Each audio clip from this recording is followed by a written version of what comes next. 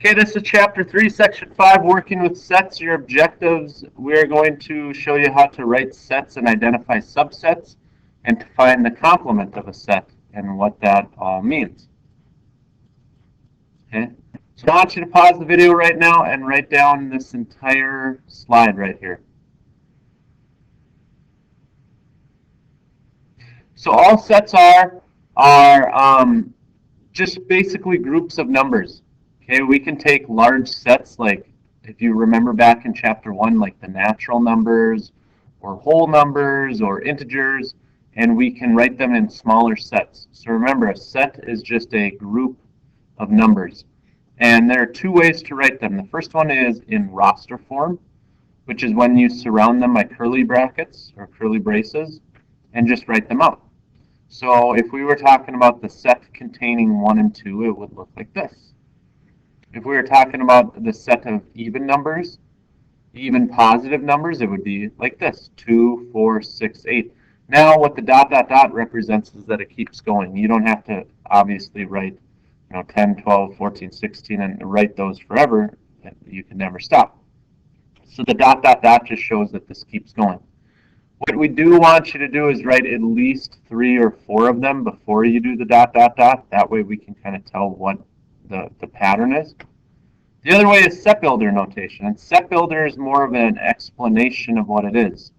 So this is X is the set of all real numbers X. So any real number X where X is a multiple of 2. And that's the same thing. Okay, so it's any real number that's a multiple of 2. Okay. So, how do you write T as the set of natural numbers that are less than 6?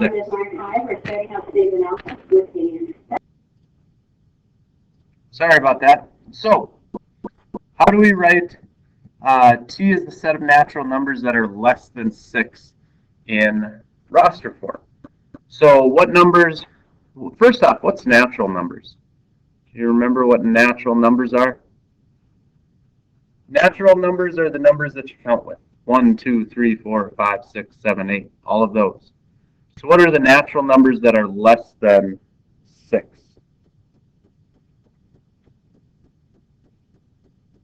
Okay, so we're going to say T equals, and then we got our curly brackets. They don't have to be perfect. Okay. 1 is less than 6 in a natural number, 2, 3, 4, and 5. So those are all the natural numbers that are less than 6. Now, how about in set builder notation? Okay.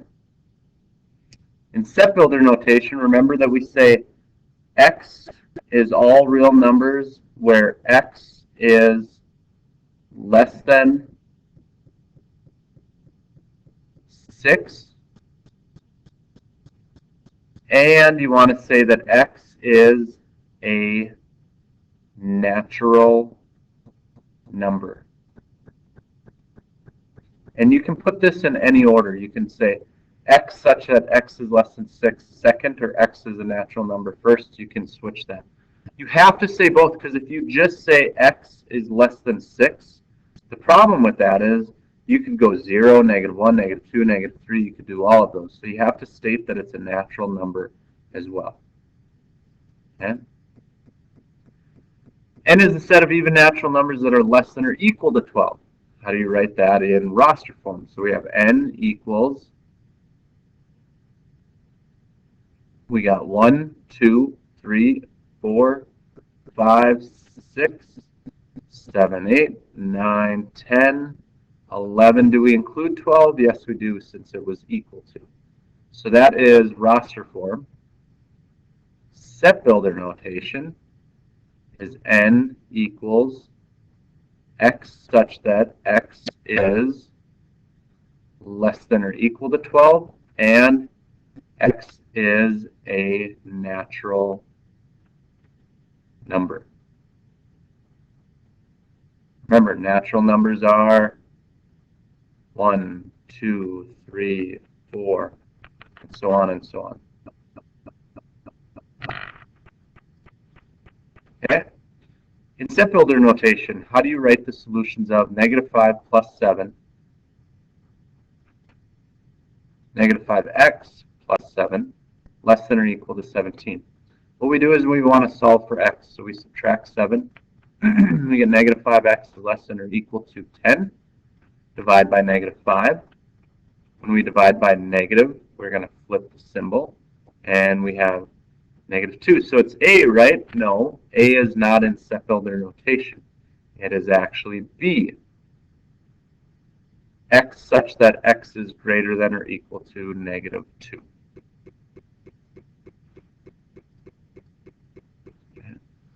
Now, I want you to write down this whole slide, so pause it and write it. So we're going to be talking about subsets and empty sets. So remember that subset is just a set that is a smaller part of the group. So if B is this set, negative 2, negative 1, 0, 1, 2, and 3, A is a subset because everything in A is in B.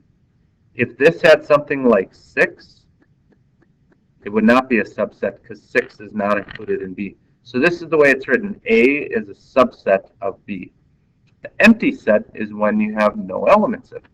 So the way that we write the empty set is either 0 with a line through it or just brackets with nothing in it. So when you find subsets, if it ever asks you what are all the subsets, we have to write every combination of numbers in this set, 3, 4, 5. So the first one is always, and we want you to write down this whole slide, the empty set. So that's one of them. Then it would be if each number was by itself. So just 3, just 4, just 5 inside curly brackets. Then it was any subsets with 2 elements, 3 and 4, 3 and 5, 4 and 5, so that's the only combinations. And then the original set, which is always considered a subset. So there are 8 subsets of this. Those are all of them.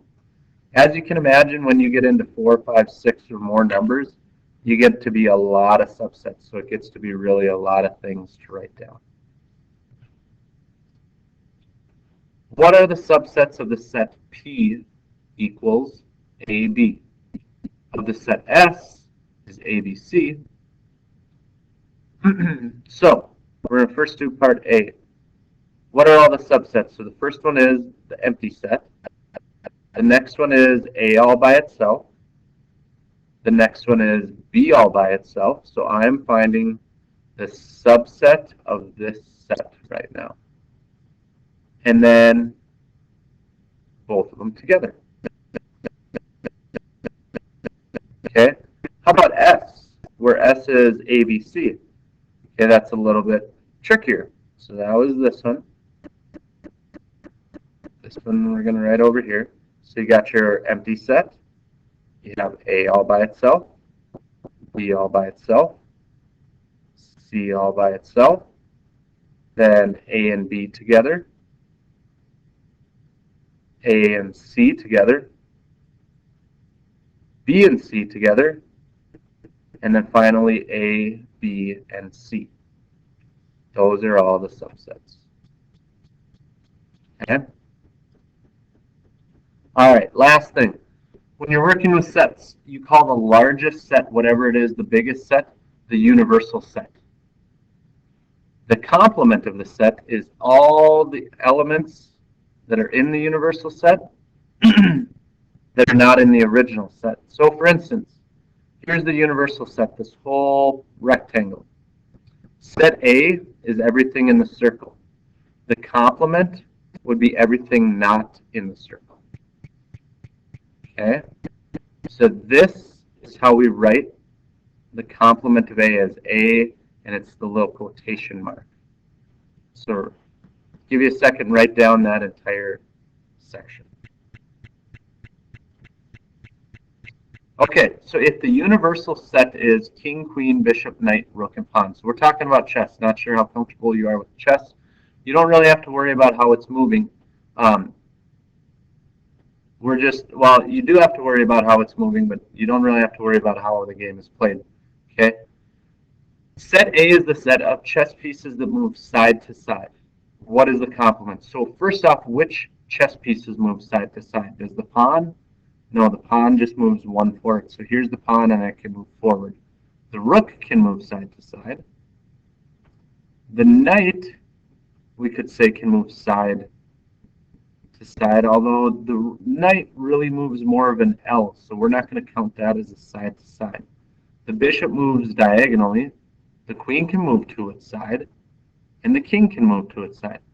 So if the chess pieces that can move side to side are the king, the queen, and the rook, the complement would be